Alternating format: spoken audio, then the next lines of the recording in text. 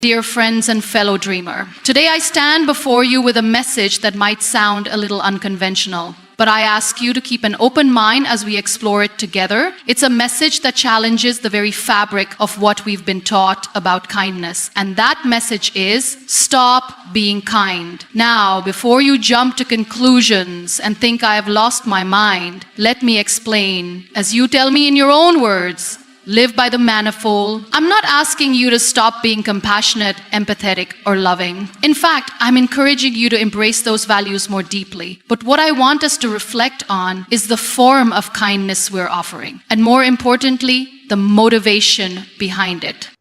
We live in a world where kindness is often seen as a badge of honor. We're told that if we are kind, we will be loved, admired, and respected. We do kind things to get praise, to look good in the eyes of others, or perhaps to prove to ourselves that we are good people. But in all this, we forget one important thing. Kindness should never be transactional.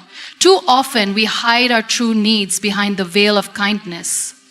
The fear of being wrong is the common denominator in our sadness, insecurity, and frustration. We give and give all the while expecting something in return, whether it's validation, recognition, or even control. When kindness becomes a currency we trade, it loses its purity. We start giving with an agenda, and the recipient can feel it. Kindness should be a gift, not a transaction. So I'm asking you, stop being kind for the sake of others' approval. Stop being kind to fit into a mold or to check off a box of societal expectations. Instead, I want you to start being kind because it feels true to who you are. Because kindness, when it comes from a place of authenticity, can change the world. But we must first start by honoring ourselves in the process. Kindness is not about pleasing everyone around you or stretching yourself thin to make others happy. It is about knowing your limits, setting boundaries, and choosing to be kind to yourself first. You cannot pour from an empty cup. If you are constantly giving away your energy and compassion without replenishing your own, you will eventually burn out. Stop being kind when it means sacrificing your peace for someone else's comfort. Stop being kind if it means silencing your voice, diminishing your worth, or compromising your integrity. Kindness should never make you lose yourself in the process. And here's the truth. There will be people who will not appreciate your kindness. There will be people who take your goodness for granted or, worse, exploit it. But remember, kindness is not for them. It is for you. You don't need validation from the world. You don't need applause for every small gesture. Real kindness comes from the place within you that knows you are enough, just as you are. So stop being kind for approval. Stop being kind because you think you must. Be kind because your soul has space for it, because you understand that kindness, when rooted in authenticity and self-respect, becomes the very thing that transforms you and the world around you. Let us stop offering kindness as a way to manipulate or control. Let us stop offering kindness to simply fit into a narrative of perfection. And let us instead offer kindness in its purest form, from a heart that is whole, a heart that knows its worth, and a heart that gives freely without expectations. Kindness is often seen as a virtue, something to be aspired to in both our personal and professional lives. It is regarded as one of the fundamental traits that make us human. We are taught from an early age to be kind to others, to share, help, and show empathy. However, there is an underlying complexity to kindness that we often overlook. The true essence of kindness lies not in the act itself, but in the intention behind it. And if we are not careful, kindness can easily become transactional, a mere tool to gain something in return. It is this transactional nature of kindness that we need to reflect upon. When kindness becomes transactional, it shifts from a genuine expression of goodwill to something that is calculated. It becomes a method of seeking validation, approval, or even control. This is when kindness loses its purity. Instead of being a selfless act of giving, it becomes a trade. We offer kindness, expecting something in return, whether it's praise, gratitude, or even a sense of superiority. We start to use kindness as a means to achieve our own personal goals, and in doing so, we reduce the beautiful essence of kindness to a strategy, a way of navigating the world to our benefit. We are often conditioned to believe that kindness is a tool to gain favor in the eyes of others. From a young age, we are told that being kind will make us liked and accepted. It's as if kindness is a commodity that, when offered, guarantees us something in return. And while it is true that kindness can foster connections and build relationships, it is important to ask ourselves whether we are being kind because we genuinely want to help or because we are seeking something in return. When we give kindness with an agenda, we are not truly giving, we are merely performing an act for personal gain. This transactional approach to kindness can manifest in many ways. For example, we may offer help to someone, but in our minds we are hoping for their gratitude, for them to recognize our generosity, or for them to owe us something in the future. We may listen to someone's problems not because we want to empathize, but because we want to feel good about ourselves or be seen as the good person. We may offer kindness to someone in a position of power, hoping it will lead to a favor or benefit down the line. In these cases, the kindness is not genuine. It is motivated by the desire for a return on the investment we've made in someone's life. When kindness becomes transactional, it loses its authenticity. Authentic kindness is not concerned with what we get in return. It is motivated solely by a desire to help, to ease suffering, or to bring joy to someone else. It is driven by empathy, compassion, and a sense of shared humanity. It does not expect anything back, and it does not seek validation. The act of kindness itself is enough. It is pure and untainted by self-interest. In contrast, transactional kindness comes with strings attached. It is not about making the world a better place. It is about making ourselves feel good, look good, or gain something in return. The problem with transactional kindness is that it is not sustainable. When we give kindness with the expectation of receiving something in return, we create an imbalance. We become resentful when our expectations are not met, and this resentment taints the kindness we have offered. It becomes a burden rather than a joy. We start to feel used, and our kindness feels like a sacrifice rather than a gift. The more we expect from others, the more disappointed we become when our needs are not fulfilled. This leads to burnout, frustration, and even cynicism. We may begin to question the point of being kind at all if it doesn't come with the rewards we anticipate. This cycle of giving and expecting can also affect our relationships. When we are kind with an agenda, the people we are being kind to can feel it. They may sense that we are not being genuine in our actions, and this can erode trust. People can sense when kindness is being offered for personal gain. It becomes transactional on both sides. The person receiving the kindness feels obligated to reciprocate, and the person offering it feels resentful when they do not receive the expected return. Over time, this dynamic can create a sense of imbalance, where relationships are based not on mutual respect and love, but on a tit-for-tat exchange. Moreover, when we approach kindness as a transaction, we lose sight of the true power of kindness. Kindness is transformative. It has the ability to heal, to build bridges, to create connections, and to bring light into dark places. But this transformation only happens when kindness is offered freely, without expectation. When we give kindness expecting something in return, we limit its power. We reduce kindness to a mere exchange, a transaction, rather than a force for good in the world. In order to reclaim the true essence of kindness, we must be willing to examine our motivations. Are we being kind because we genuinely care about others? Or are we doing it to gain something for ourselves? Are we offering kindness because we believe in the goodness of humanity? Or are we doing it to fill a void within ourselves? When we give kindness, it should be because it aligns with our values and reflects who we are as people. It should be an expression of our humanity, not a way to manipulate others or gain something in return. Authentic kindness does not require recognition. It does not need to be applauded or validated. It is enough for the person offering it to know that they have made a positive difference in someone else's life. There is no expectation of repayment, no demand for acknowledgement. The joy of kindness comes from the act itself, not from what we receive in return. When we give kindness without strings attached, we open ourselves up to the possibility of deep, meaningful connections with others. So we show up in the world not as people seeking something from others, but as people who are willing to give of themselves freely and without reservation. True kindness is also about understanding our own worth. It is not about giving away everything we have in order to prove that we are good people. It is about recognizing that we are enough just as we are, and that we do not need external validation to feel valuable. When we are kind from a place of self-respect, we are not doing it to fill a gap or compensate for our insecurities. We are doing it because we have an abundance of love, compassion, and empathy to share with others. We give because we can, not because we need something in return.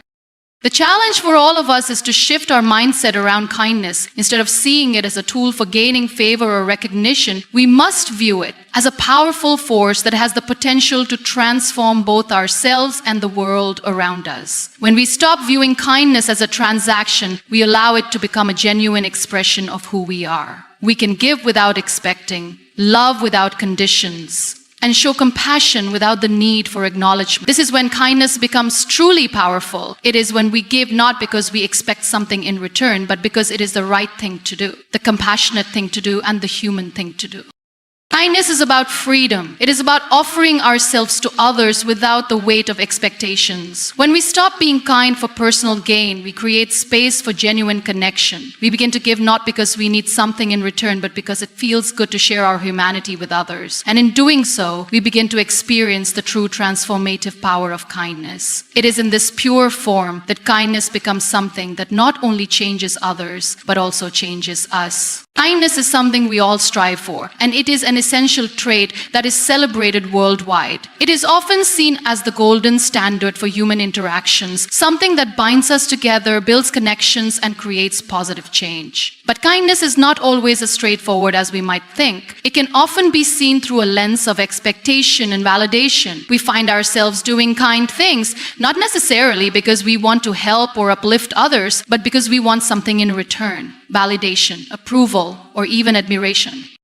When we are kind for the sake of receiving approval or recognition, we begin to make kindness a form of transaction, where we give something and expect something in return. This transactional mindset can be incredibly limiting, both for ourselves and for those we interact with. Kindness, in its pure form, should not come with strings attached. It should not be motivated by the desire for applause or accolades. It should not be used as a currency to buy favor or recognition. Instead, true kindness arises from a place of authenticity, where we offer our help, compassion, or understanding without any ulterior motives.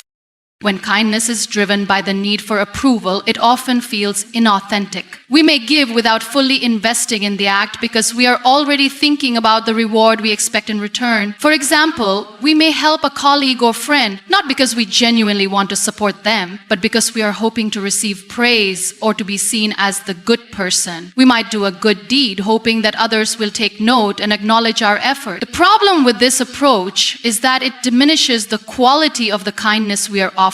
Instead of it being a genuine expression of our values, it becomes a tool for self-gratification.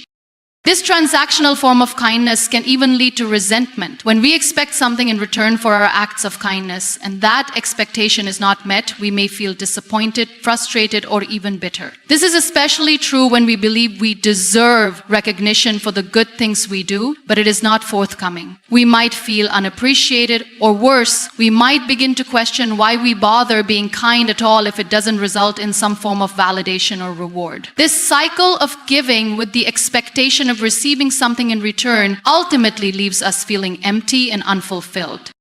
The other side of the transactional nature of kindness is the impact it has on our relationships. When we are kind to others with the expectation of getting something back, our relationships can feel unequal. There may be an underlying sense of obligation that others feel in response to our kindness, and this can create a sense of tension. Rather than genuine connections built on mutual respect, understanding, and care, these interactions become tainted by the expectation of reciprocation. Over time, this imbalance can erode the trust that forms the foundation of any relationship.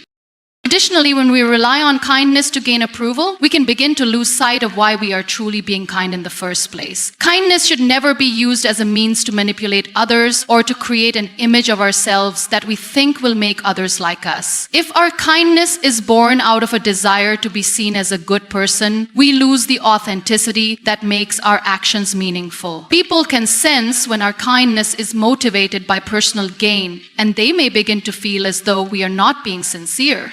Genuine kindness, on the other hand, is selfless and honest. It arises naturally from a place of compassion without any expectation of reward.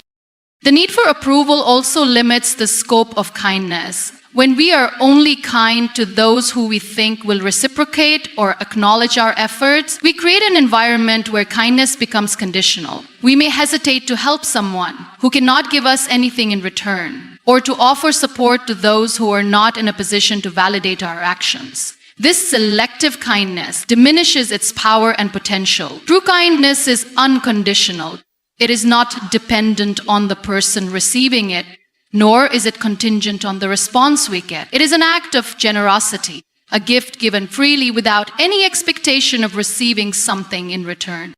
True kindness is liberating because it allows us to step outside of ourselves and focus on others. When we give without expecting anything in return, we free ourselves from the shackles of validation seeking. We offer our kindness simply because it feels right, because we want to make the world a better place, or because we want to help someone in need. This kind of kindness strengthens relationships, fosters trust, and builds deeper connections because it is genuine, untainted by selfish motivations. It is about creating an environment where people can feel safe, supported, and valued without the pressure of having to reciprocate.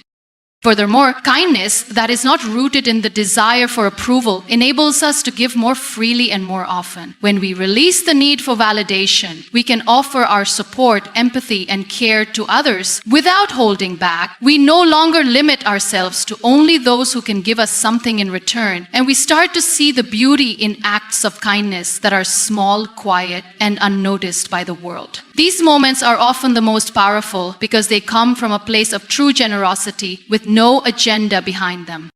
A word that often places so much emphasis on recognition, achievements, and validation, it can be difficult to separate kindness from the desire for approval. But in doing so, we rediscover the true power of kindness. When we give with a pure heart, without any expectation of acknowledgement, we open ourselves up to a more authentic experience of life. We engage with others on a deeper level, not as people looking to gain something, but as human beings who understand the value of connection, compassion, and mutual respect. The challenge then is to practice kindness without expecting anything in return. To offer our help, our time, our support, or our love simply because it is the right thing to do and because we know that kindness in its truest form has the power to change lives, ours and others. We should stop being kind for the sake of getting something back and start being kind because it is in our nature to do so. Self-kindness is a concept that is often overlooked in our pursuit of kindness toward others. We are frequently taught to be kind, compassionate, and considerate toward others. Yet we often forget to extend these same qualities to ourselves. It is as if we have been conditioned to believe that self-compassion is selfish or indulgent. We prioritize the well-being of those around us, sometimes at the expense of our own needs, desires, and mental health. But the truth is, we cannot genuinely be kind to others if we do not first practice kindness toward ourselves. Self-kindness is not only important for our personal growth and happiness, but it is also essential for our ability to show up fully for others. When we fail to practice self-kindness, we become more susceptible to burnout, exhaustion, and resentment. We give so much of ourselves to others that we have nothing left for ourselves. We overextend, overcommit, and stretch our limits in an attempt to be there for everyone. But without taking the time to care for ourselves, we inevitably end up feeling depleted and disconnected. The kindness we offer becomes less genuine because it is given from a place of exhaustion rather than abundance. Instead of being an act of love, kindness becomes a duty or an obligation, and we start to resent the very people we are trying to help.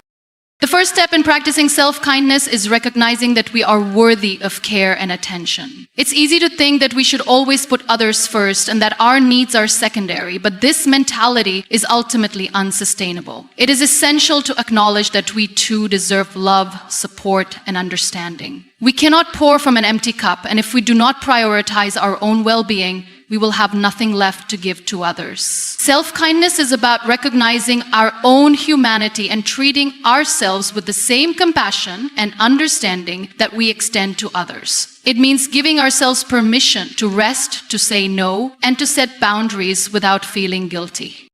One of the most important aspects of self-kindness is self-acceptance. We often hold ourselves to impossibly high standards, believing that we must always be perfect, productive, and successful. We judge ourselves harshly for our mistakes, shortcomings, and perceived failures. But self-kindness requires us to let go of the need for perfection. It means accepting ourselves as we are, flaws and all, and being gentle with ourselves when we fall short. We must learn to speak to ourselves with the same care and encouragement that we would offer a friend. Instead of berating ourselves for not being perfect, we can acknowledge our efforts and celebrate our progress, no matter how small.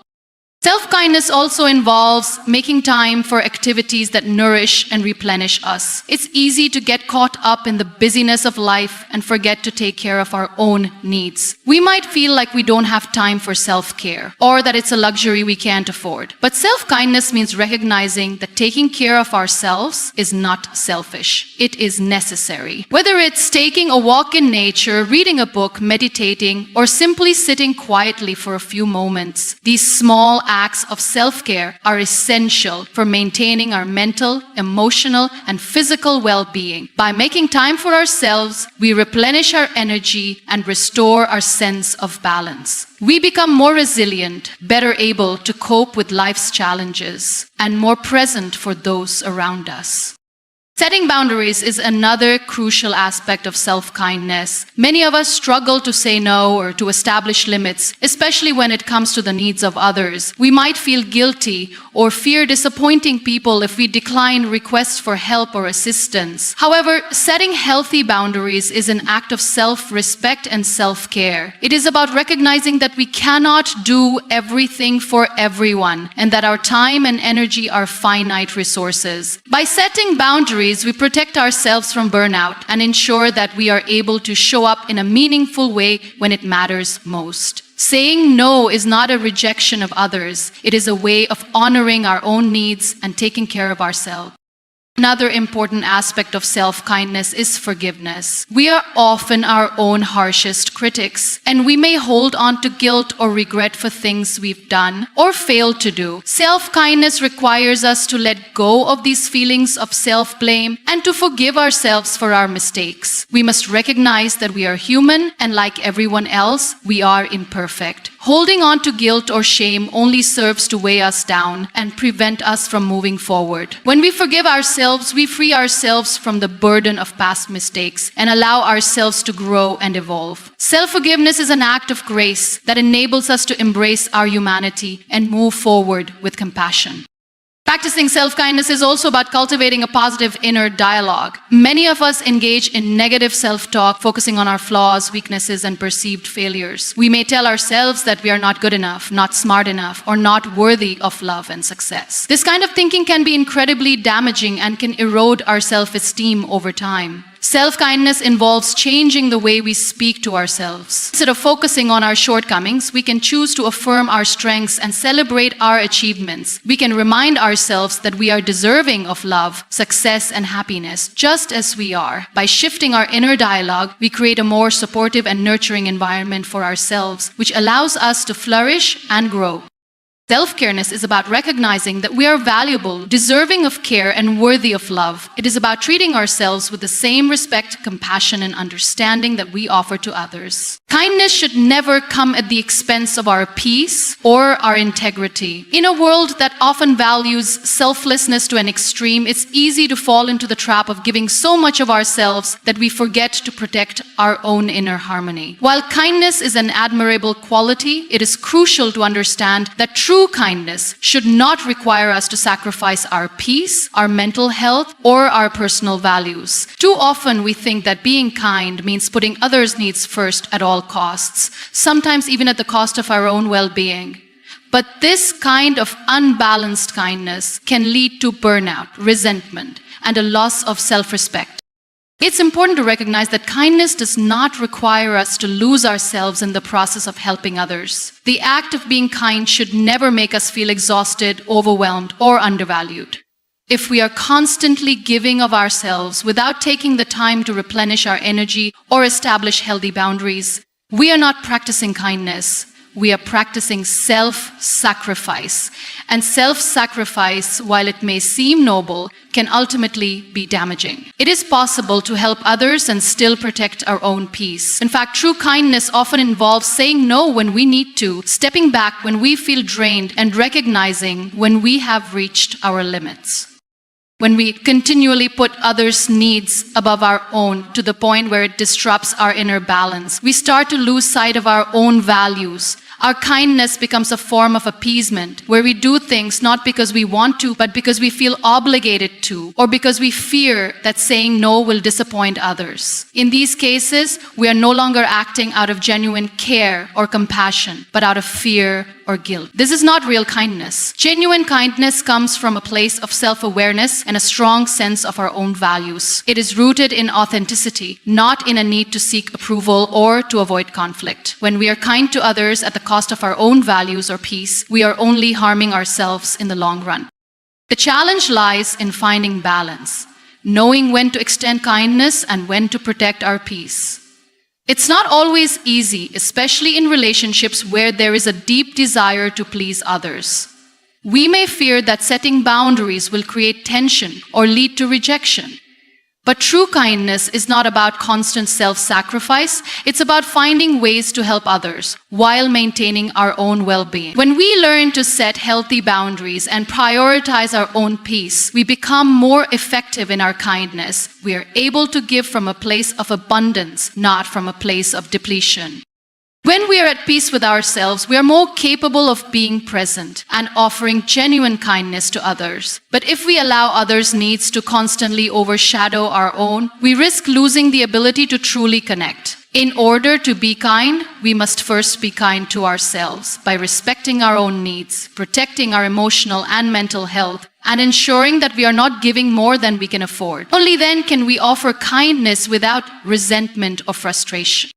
Being kind at the expense of our peace can also lead to compromised integrity. Integrity is about being true to who we are, and when we overextend ourselves or compromise our values just to please others, we begin to lose touch with what truly matters to us. We may start saying yes to things we don't agree with, helping people in ways that don't align with our principles, or going along with things just to avoid conflict. This kind of behavior erodes our sense of self and can leave us feeling disconnected from our true purpose. True kindness is aligned with our values and helps us grow, both individually and as part of a community. It doesn't require us to abandon what we believe in or to act in ways that don't feel authentic.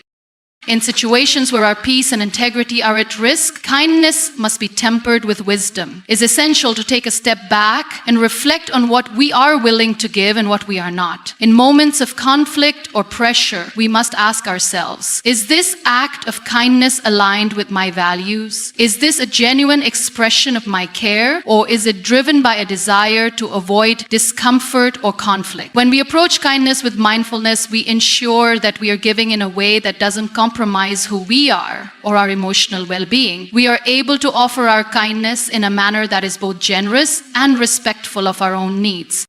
At times, kindness may require us to make difficult decisions. It may require us to say no to someone in need or to step away from a situation that feels unhealthy. This may feel uncomfortable, especially if we have been conditioned to always say yes or to put others first. But true kindness involves knowing when to say no, knowing when to step back, and knowing when to protect our own peace. Saying no doesn't make us unkind. It makes us responsible stewards of our own well-being.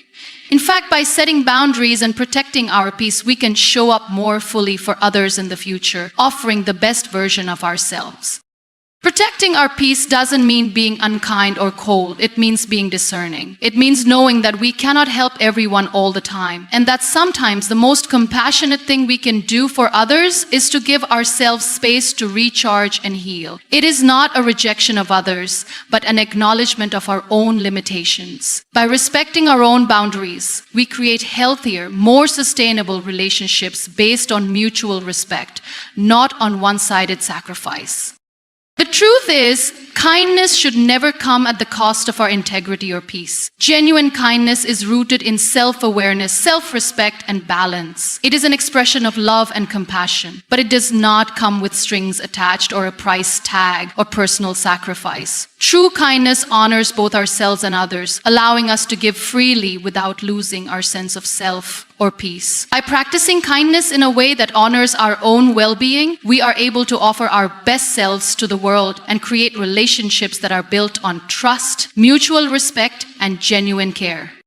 Kindness is often seen as a means of making the world a better place, and it undeniably has the power to do so. However, the true power of kindness lies not in the act itself, but in the space it creates for genuine connection and understanding. When we give kindness freely and without expectation, we open ourselves up to meaningful exchanges that go beyond surface-level interactions. But kindness should not be used as a tool to lose our identity or integrity. If we are constantly giving to others without considering our own needs, we risk losing sight of who we are and what we stand for. True kindness, in its purest form, is a reflection of our values, our beliefs, and our authentic selves. It's easy to think that kindness is simply about giving or doing for others. We often see kindness as something external, something we do for people to make their lives better. While that is certainly a part of it, kindness also involves being true to ourselves and protecting our values. When we give too much of ourselves without considering our own needs, we can lose our sense of purpose. It becomes easy to do what others want or need from us, forgetting what we want or need for ourselves. This loss of identity happens when we start to mold ourselves to meet others' expectations, forgetting that kindness is meant to be an expression of who we truly are, not a mask we wear to be accepted or liked. The risk of losing ourselves in kindness comes when we are driven by the desire to please others, to seek approval, or to avoid conflict. We might offer kindness to others because we believe it will make us liked, admired, or respected. While there's nothing wrong with wanting to be liked, using kindness as a tool for validation can erode our authenticity. If we are always trying to live up to the expectations of others, we begin to mold ourselves into something we are not, losing sight of the things that make us unique. We begin to perform acts of kindness to fit into a role or an image rather than doing so because it reflects our true nature. In these moments, kindness becomes less of an authentic expression and more of a coping mechanism. We may end up doing things for others that don't feel right simply because we think it's what they expect or because we fear rejection if we don't. This kind of kindness can be draining because it comes from a place of insecurity, not self-assurance. We are constantly seeking approval from others, and the kindness we offer becomes a way to fill that void. But the problem with seeking validation through kindness is that it is never truly fulfilling. It's a never-ending cycle of trying to meet expectations without ever fully connecting with ourselves. When we lose our sense of self in the pursuit of kindness, we set ourselves up for disappointment. If our kindness is driven by a desire for recognition or admiration, we are bound to be let down. Not everyone will acknowledge or appreciate our efforts. And when that happens, we can feel disheartened, unappreciated, or even resentful. The disappointment that comes from this expectation can lead us to question the very nature of kindness. We may begin to feel that kindness isn't worth offering if it doesn't yield the recognition or validation we anticipated. This is when we start to lose the essence of kindness and turn it into a transactional endeavor, one where we give with the expectation of receiving something in return. True kindness, however, is about giving without expecting anything in return. It is an expression of love, empathy, and understanding that does not require validation or recognition. When we offer kindness purely from the heart, without the need for acknowledgement or reward, we preserve our integrity and authenticity. We give not because we seek something in return, but because it is a reflection of who we are. This kind of kindness comes from a place of strength and self-assurance, not from a desire to gain approval or fulfill a need for validation.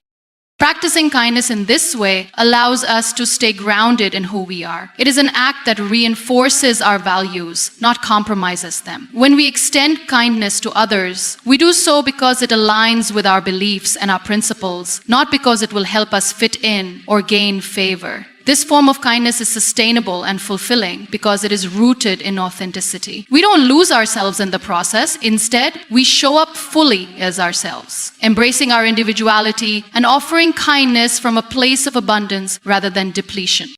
When we offer kindness without expecting anything in return, we create opportunities for genuine connections. Kindness becomes a bridge between people, a way to understand one another and build relationships based on mutual respect and care. When we are authentic in our kindness, we allow others to be authentic in their response, creating an environment where people can feel safe, understood, and valued. It is in these authentic exchanges that true transformation occurs, not just for those we are kind to, but for ourselves as well. We learn and grow through these connections, and the world becomes a better place, not because of the acts of kindness themselves, but because of the way those acts foster genuine human connection.